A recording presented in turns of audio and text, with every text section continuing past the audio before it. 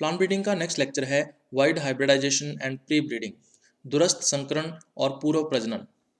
तो सबसे पहले वाइड हाइब्रिडाइजेशन या दूरस्थ संकरण क्या होता है, इसको किस प्रकार से हम लोग परिभाषित कर सकते हैं। तो जब दो अलग अलग जातियों के पौधों के मध्य क्रॉस करवाया जाता है तो इस प्रक्रिया को हम लोग बोलते हैं दूरस्थ संकरण। अब इसको देखो किस प्रकार से क्वेश्चन आए हुए हैं। दूरस्थ संकरण पे 4 नंबर की परिभाषा इसमें पूछी हुई है, तो आपको परिभाषा बता देनी है। फिर दो विभिन्न पौधों की जनन प्रक्रिया को कहा जाता है। तो दो विभिन्न जो पौधे हैं या भिन्न जीन प्रारूप वाले जो पौधे हैं उनमें क्रॉस को हम लोग बोलते हैं संकरण। तो यहाँ पे आंसर आ जाएगा संकरण या हाइब्रिडाइजेशन। उसके बाद नेक्स्ट देखो, जब दो विभिन्न जातियों के पौधों के बीच संकरण करवाते हैं तो उसको कहा जाता है, तो इसमें आ जाएगा आंसर दूरस्थ संकरण यानी कि वाइड हाइब्रिडाइजेशन। तो इसमें उसके बाद एम्फीडिप्लॉइडी क्या चीज़ होती है। तो इसमें क्या होता है, हम दो अलग अलग जातियों के पौधों के मध्य संकरण करवाते हैं तो इससे हमें अंतराजातीय संकरण जो है वो प्राप्त होता है। अब इस अंतराजातीय संकरण में जो जीनोम है, अगर दोनों जातियों से आए हुए जीनोम द्विगुणित अवस्था के अंदर पाए जाते हैं तो इसे हम लोग बोलते हैं एम्फीडिप्लॉइडी। अब देखो इसमें एक कृष्य जाति है, उसका दूसरी कृष्य जाति के साथ क्रॉस करवाते हैं तो इससे बंध्या संकर उत्पन्न होता है। तो बंध्या संकर में एक जीनोम तो कृष्य जाति से आता है और दूसरा जीनोम आता है दूसरी कृष्य जाति से। अब इसको जब हम कॉल्चिसिन से उपचारित करते हैं तो प्रत्येक जाति से आया हुआ जीनोम जो है वो डबल हो जाता है, तो जिससे उर्वर एम्फीडिप्लॉइड बनता है। तो कृष्य जाति वन का जो है इसके भी 2 कॉपीज पाई जाएंगी जीनोम की, और कृष्य जाति 2 से जो जीनोम आया है उसकी भी 2 कॉपीज यहाँ पर उपस्थित होंगी। तो प्रत्येक जीनोम की 2 कॉपीज या प्रत्येक जाति से आए हुए जीनोम की 2 प्रतियां जो है वो यहाँ पर पाई जाती हैं, तो इसको बोलते हैं एम्फीडिप्लॉइडी। तो एम्फीडिप्लॉइडी पे 2 नंबर का क्वेश्चन आया हुआ है, तो ये आपको परिभाषा दे देनी है।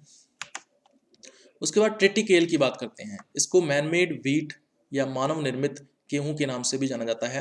तो इसमें हम क्या करते हैं, हेक्साप्लॉइड या षटगुणित जो गेहूं होता है ट्रिटिकम एस्टाइवम, जिसके अंदर 42 गुणसूत्र होते हैं और 3 प्रकार के जीनोम होते हैं ए, बी और डी, उसका क्रॉस करवाया जाता है राई के साथ यानी कि सिकेल सीरियल के साथ, और जिसमें 14 गुणसूत्र होते हैं और इसके अंदर एक प्रकार का जीनोम होता है आर टाइप का।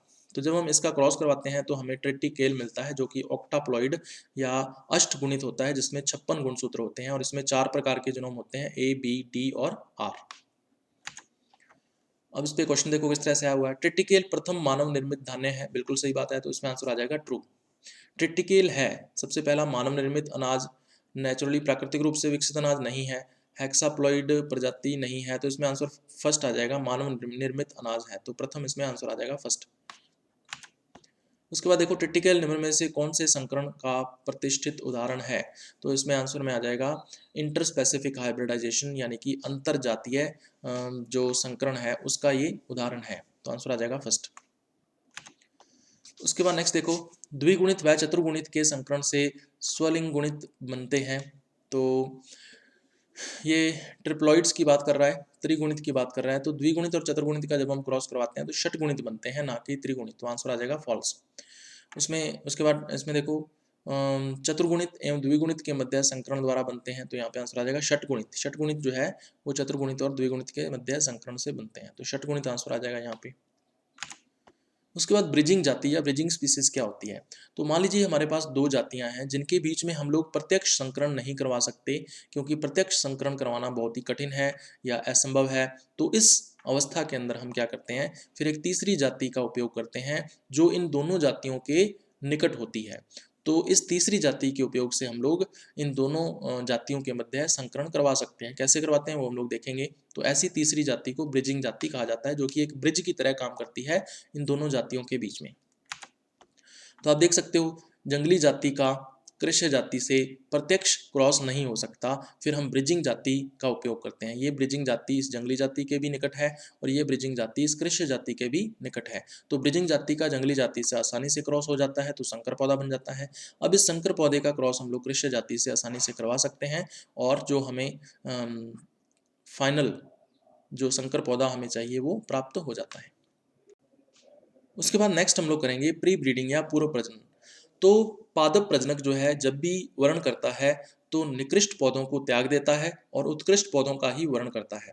तो निकृष्ट पौधे जो हैं उनको अनानुकूलित पादप सामग्री कहा जाता है। इन निकृष्ट पौधों के अंदर भी कुछ वांछित लक्षणों लक्षण या उनके जो जीन हैं वो रह जाते हैं, जिनका पादप प्रजनक प्रत्यक्ष पादप प्रजनन के अंदर उपयोग नहीं करता है।